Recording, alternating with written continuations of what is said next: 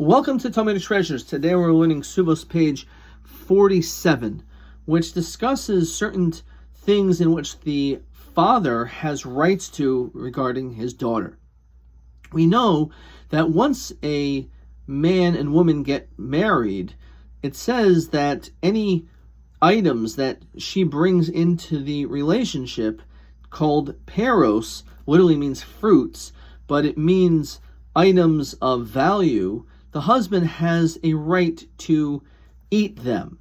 It's not that she has to keep it all for herself, but rather she should also share it with her husband. And the reason for this is because in the unlikely event that she would be held in captivity and there would be a huge ransom, so one of the obligations of a husband is that he has to redeem his wife and to make sure that she is freed. And because he has this obligation on himself, so therefore it's only right that he also should be able to get something back.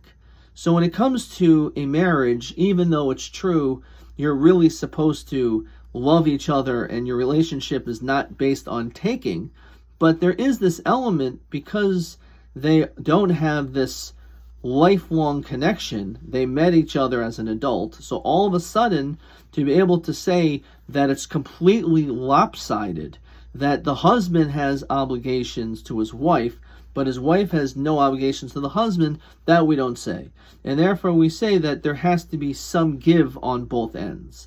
However, interestingly enough, there is an opinion that the father, let's say she's not married, and this daughter has an inheritance from her mother's side, and she has all this land and it grows fruits. The question is, does the father who gives so much to his daughter, does he have the rights to her fruits? And according to one opinion, we say no. Well, why not? Didn't we say the whole incentive of the person getting these fruits from this field is in case she's in captivity? So in this, the Talmud says there is no need to institute this idea that the father has to get something back, because it doesn't make any difference. The way that a parent is programmed is if their child is in harm's way, if that child is in captivity, if that child, there's a ransom on them, they do not care whether or not they got anything back from their child. They will still go out of their way to make sure that their child is fine and will pay whatever fees, whatever is necessary, even though they didn't get anything back. Which shows us, very interestingly, that the way that a parent is supposed to be with a child is very different. It's not that the parent should expect something back from the child. No. Rather, when it comes to a parent, it is an entire giving relationship.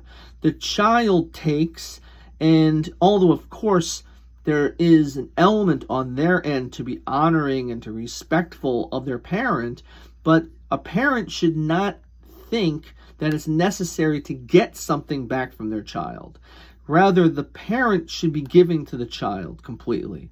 And that is the mindset. And therefore, the rabbi said it's not even necessary for this person, for this father, to get anything back, because he will still do whatever it takes to be able to give for his daughter. So when it comes to a parent, the proper element of what the Talmud here is telling is a parent is not looking to have a child to fill a void. There may be that element that it could happen, but the reality is you are in a complete giving relationship, and because of that, the Talmud says you may not receive the peros, the fruits.